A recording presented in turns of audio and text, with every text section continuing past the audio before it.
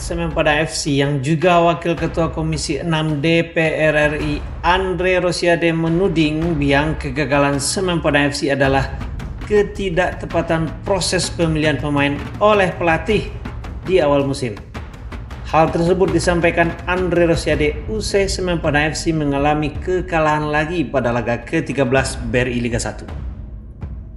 Seperti diketahui, Kabau Sirah kalah dari Macan Kemayoran Persija Jakarta 0-1 di Gor Haji Agus Salim Jumat 6 Desember 2024 malam.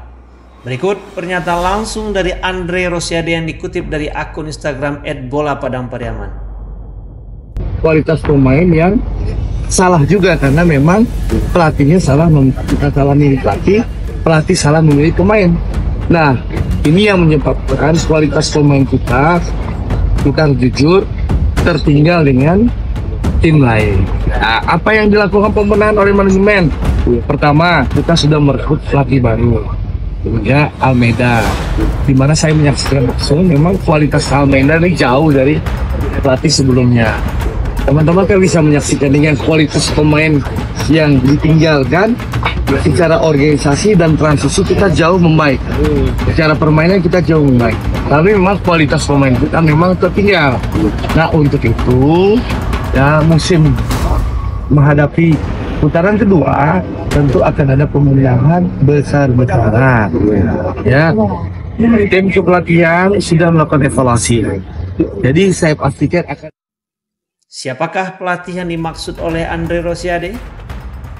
Tidak lain tidak bukan adalah Coach Henry Susilo.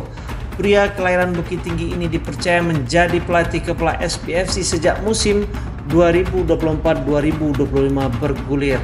Sayang, kerjasama antara Henry dan SPFC hanya berlangsung sebentar usai SPFC kalah di laga keempat dari Malut United dengan skor 2-1.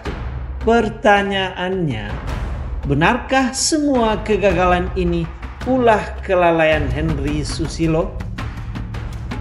Mari kita lihat statistik. Dengan komposisi pemain yang sama dengan yang diasuh Eduardo Almeida, Henry berhasil meraih 1 kemenangan dari 4 laga awal bersama Semenpala FC. 2 kekalahan diperoleh dari tim kuat yaitu Borneo dan Bali United, serta 1 dari tim promosi Malut United.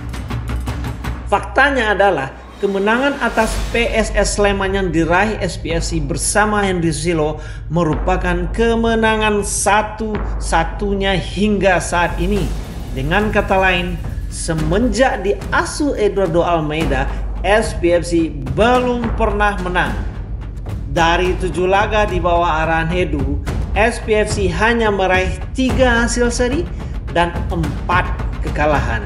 Kekalahan terburuk adalah saat dibantai Dewa United 1-8 di kandang sendiri pada 25 Oktober lalu. Skor tersebut merupakan skor terburuk SPFC sepanjang sejarah keikutsertaan Kabau Sirah di Liga Kasta tertinggi tanah air.